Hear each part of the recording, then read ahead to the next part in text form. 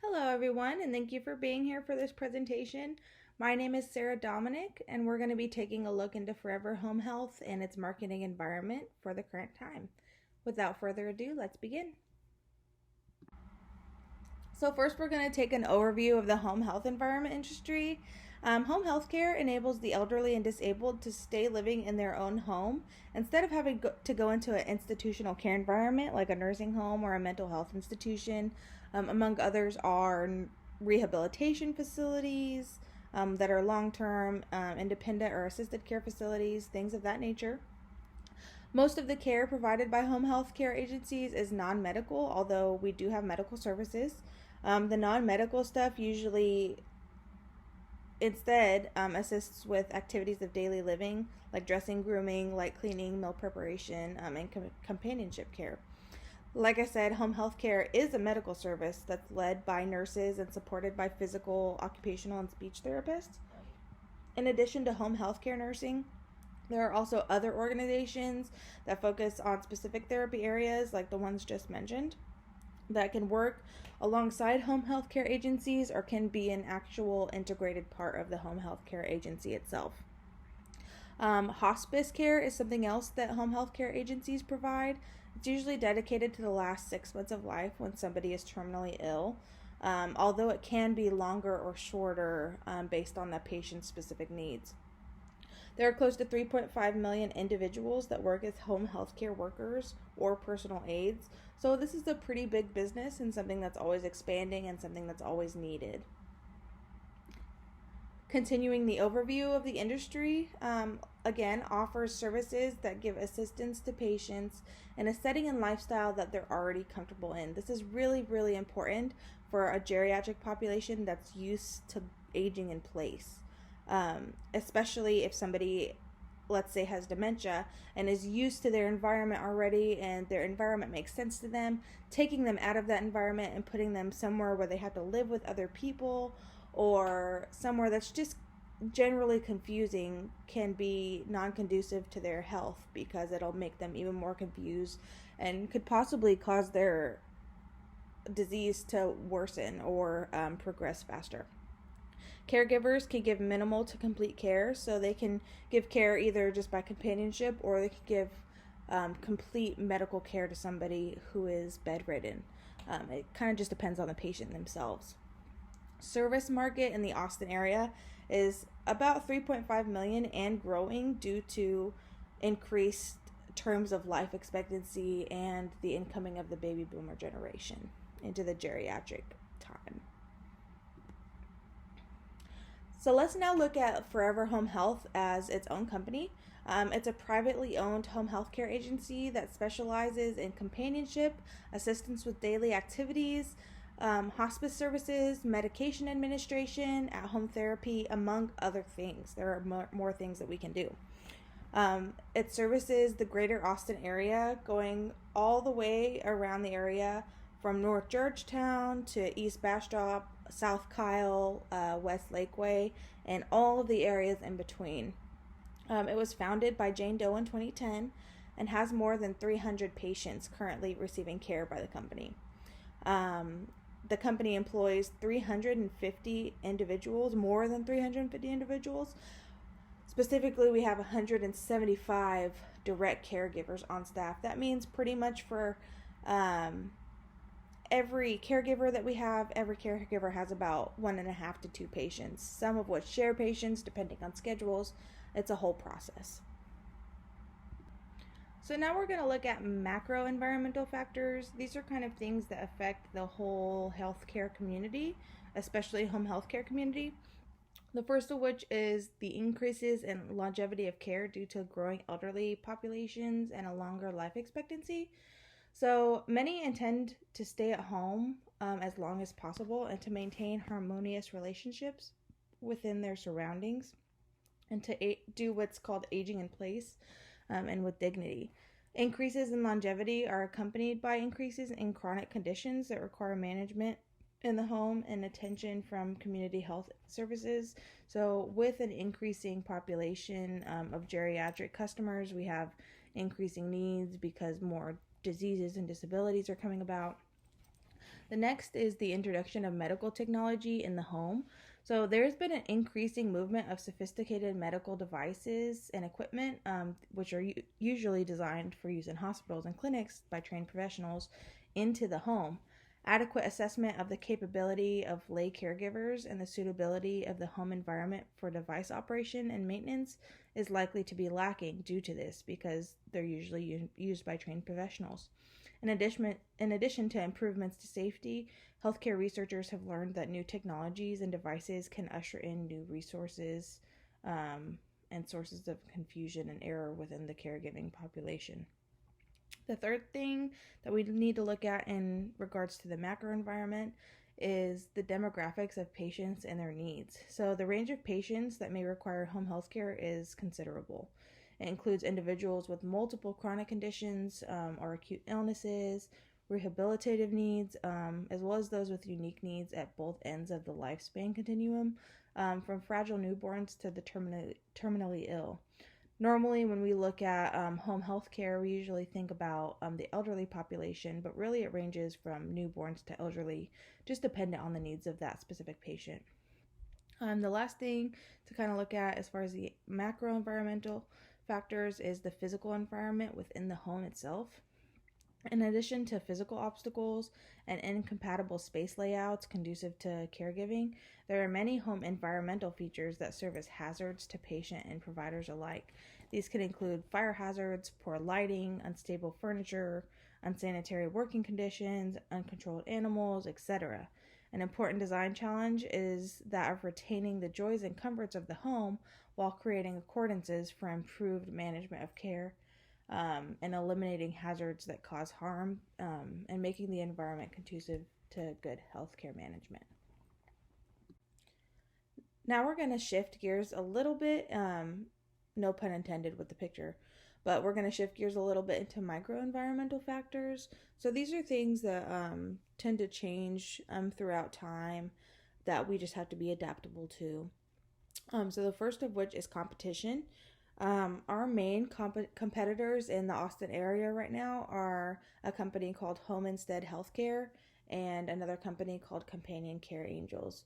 Along with Forever Home Health, each of these takes up about a third of the population that's needing home health care services. So let's look a little bit into Home Instead Healthcare. The main services are, again, activities of daily living, so grooming, washing, dressing. They also have Alzheimer's and dementia care. So they are specially trained, or they specially train their staff to work with people who have dementia. They have transitional care services, which is basically like transportational services. So if somebody needs a ride to a doctor's appointment or needs to be picked up from the hospital to come home, they have those services available. They have what's called companion care, which is companionship. Most home health care agencies offer this. And then they also, along with us, offer hospice care. Some of the services not provided that we provide are at-home therapy sessions and medication administration. You do have to carry a certain licensure to be able to give medications and to pass medications, including like shots and IV solutions and whatnot. And they do not train their staff in providing this type of care. Their current rates are comparable to ours. They charge $20 per hour on weekdays. Usually half of this goes to the company itself. The other half goes to the caregiver, dependent on their situation with their company. They do up their rates to $25 an hour on weekends, and then they charge a flat rate of $150 for overnight care. Looking into Companion Care Angels, again, they offer similar services, activities of daily living, transportation, companion care. The difference between them and Home Instead is that they do offer medication administration. So their employees have a certification allowing them to pass medications and to help customers set up medication boxes, stuff like that. the services that they do not provide are, again, at-home therapy, and they do not provide hospice care. Their current rates are $20, again, just the same as Home Instead, $20 an hour on weekdays, $25 an hour on weeknights, and $150 base overnight charge. The other microenvironmental factor that's worth looking at is current laws and regulations for home health care agencies. So each home health care has specific clinician requirements that they are by law supposed to attain. So home health care agencies must check regularly to ensure that their clinicians themselves have active and discipline-free licenses in their state of practice. And so they have to register with the state, in particular Texas, to hold the license of a clinician. The clinical supervisor, the clinician, has to be a physician or nurse of more than 1 year of experience, who is available in person or by phone at all times the agency is performing services. So this can get a little tricky. Sometimes people have 2 clinicians instead of just 1 to share the load. And because Forever Home Health offers 24-hour care, no matter what day of the week, we have to have somebody on staff at all times. So that's just another factor we're going to have to work with. An administrator has to be licensed or certified per the regulations of the state, as we just mentioned. Some other laws and regulations that we have to comply with are specific Medicare compliance issues. So a home health agency must be in compliance with the state and local regulations for Medicare benefits. Home health agencies have to be licensed and in good standing, that's important, in good standing with their state health departments, as well as licensed also for business within their cities and counties. So not only do they have to keep licenses with the state, they have to keep licenses with specific cities. For our purposes, we have to keep licenses with Austin, Texas. If the agency is out of compliance, like I said, that's important. If an agency is out of compliance with any state or local requirement, the Center for Medicare Services can demand their money back for all services given outside of compliance. So if we've been operating outside of compliance, say for a month, because of regulations and Medicare somehow finds out about that, they can demand all of their reimbursements back because we were out of compliance, and they don't work with people who are out of compliance. The last thing we kind of need to look at as far as microenvironmental factors go is an employee opinion. So what does this mean? Employees can have a major effect on how the company is viewed and how it operates. If an employee is not happy with their current status within the company, or say they have an issue with their boss or with a certain client, they may take to making negative accusations, either like in casual conversation, talking about their job, or via the internet, that can affect the general public's view of that company. So it's really important to make sure that our staff maintains a good status within the company. We want to make sure during hiring processes that we're hiring somebody that's going to be a good light for the company and somebody that's going to portray our image well. We also kind of handle this by having workers sign like a social media agreement saying that they're not going to post anything bad on social media out of the sake for the company. Alright, next I performed a SWOT analysis, going over the strengths and weaknesses and opportunities and threats of the company. So we have 3 major strengths that are worth noting. The first of which, we have documented policies and procedures and compliance training for our caregivers. Our workforce, in particular the caregivers, receive a 2-week training orientation with their assigned registered nurse and with several of the patients that they're actually going to be caring for on a regular basis. This allows the new hire to become familiar with their patient while having the comfort of a trained medical professional teaching them. So while we do not require any like prior certifications for caregivers, they do get extensive training, and if the training needs to go beyond 2 weeks, we offer that as well, up to a month. We also have 30 registered nurses on staff, which is pretty substantial. We look to hire nurses with some sort of level of geriatric care beforehand in order to better assist the needs of our patients, as most of them are elderly. While, again, it's not a requirement that they have geriatric care, it is something that we kind of look for when looking at applicants. We also have experienced geriatric care, not only in our caregivers, in our nursing staff, and even in our office staff. Our rates tend to be lower than those of our competitors, and our average hourly rate is $20 both on the weekends and weekdays. So that's kind of a leg up that we have from our main two competitors, where they have $25 hour rates for weekends. We do have some weaknesses. Our current building facilities are not adequate. Our current headquarters location does not have adequate storage space to contain shipments of supplies such as adult diapers, bed chucks, gloves, masks, etc., that our staff use in their daily lives and interactions with patients. Due to this, our stock tends to spill into office spaces, causing kind of a cramped environment for our office staff. Second is we have several caregivers that have physical limitations. Although we cannot discriminate on this, it is kind of a fact of the matter. Some of them have certain medical conditions such as arthritis, hip and back issues, etc., that don't allow them to perform certain tasks like lifting patients or assisting them to physical therapy. Due to this, there are often scheduling issues with these patients related to getting them a caregiver that can meet their needs. So that's something we got to work on a little bit more. The last is training and ongoing instruction for new medical technologies.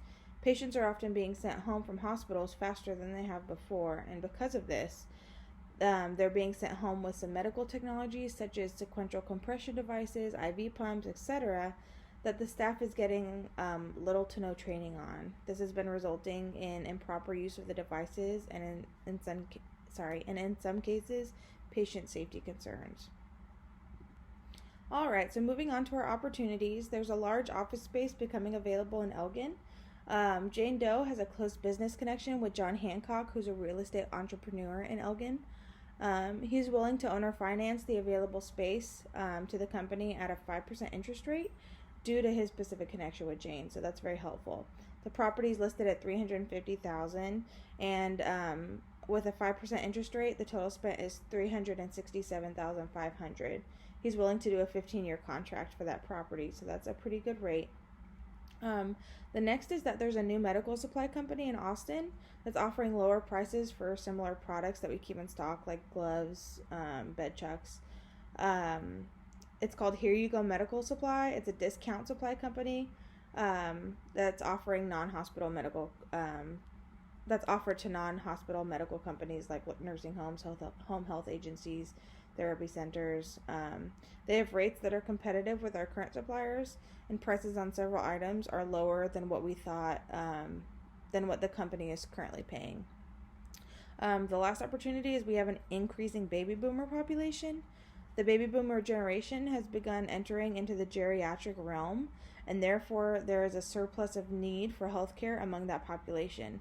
In conjunction with this, the life expectancy rate has seen a steady increase, and therefore people are requiring more intensive care for longer periods of time, thus extending their time within the agency. Some of the threats that we're looking at are adding and maintaining staff and infrastructure can create too much demand, and so we might not be able to service the people.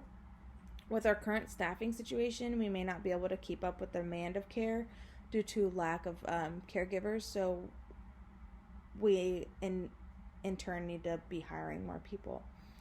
And the last threat is the company has lost its director of patient care due to personal health concerns, and the company has yet to fill that position. So Susie Q, again, who is our director of patient care, has unfortunately been pushed into an early retirement due to a personal health concern. She was a registered nurse as well as a business professional who handled our ins and outs of scheduling patient care and direct patient communication. We have yet to find a qualified candidate to take on her position and responsibilities, Therefore, that workload has kind of been placed on the shoulders of the other office staff, but this type of work environment is not sustainable for a long period of time because it's kind of putting added stress on everybody else. So I kind of have some recommended solutions to what we just spoke about in the SWOT analysis. The first is to switch the medical supply company and use the monetary savings to place a down payment on the new office space in Elgin.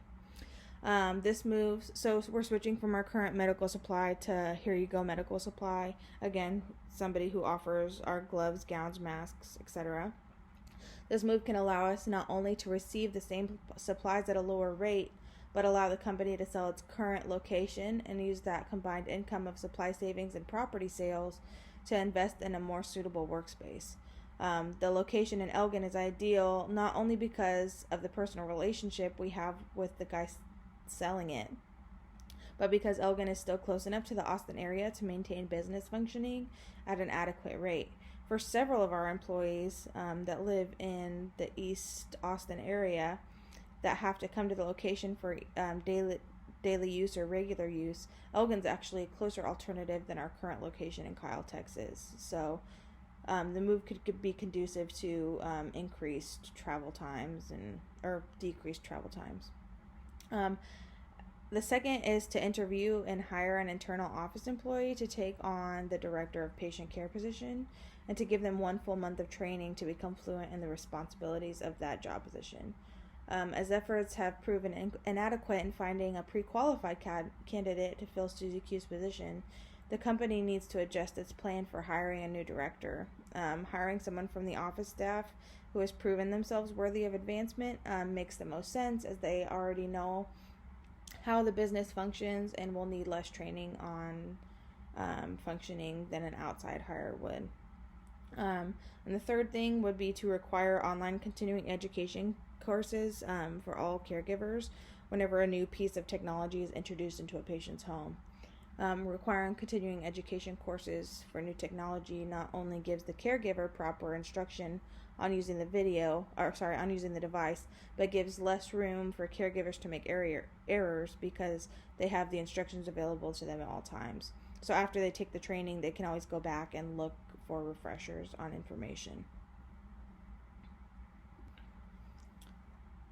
Okay, and finally we have what I recommend to be the next steps in improvement for the company. So the next step for as far as medical suppliers go is to cancel the relations with our current and to go with Here You Go Medical Supplies, and to initiate an owner finance agreement with John Hancock. To cancel the current agreement with our medical supplier, we have to contact their sales department and terminate the agreement. And then to hire Here You Go Medical Supplies, our director of sales has to contact their sales department and initiate services. They have to specify product in abundance and verify that shipments will be delivered at specific times and at the correct location. Jane Doe, hopefully, will contact John Hancock and initiate the owner financing agreement for the workspace. A signed agreement needs to be supplied with specific payment dates, the interest rate, and the length of financial agreement, and the method of payment so that we can have that all in writing. Next, we need to initiate an interview process for prospective internal applicants for the Director of Patient Care position. By posting the job position to the company website to the business administrative personnel, we can anticipate applicants and begin interviewing them. After a hire, we can initiate a training program with other scheduling and customer relations staff to provide adequate training to the position. Once the new hire feels comfortable in these roles, they can kind of make it their own and create and initiate their own protocols for scheduling, customer contact, whatever they're comfortable with. Lastly, we can ask one or several registered nurses on staff to record training videos and create written tests related to the proper use of medical technology that may be introduced to a patient's home.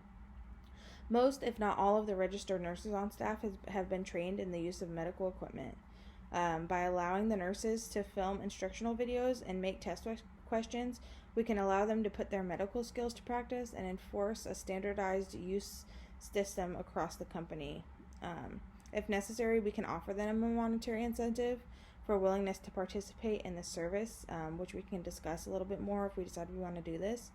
Once these courses have been added to the company website, we can require caregivers to complete the course within a specified time, say a month, and then they will have access to these videos long term.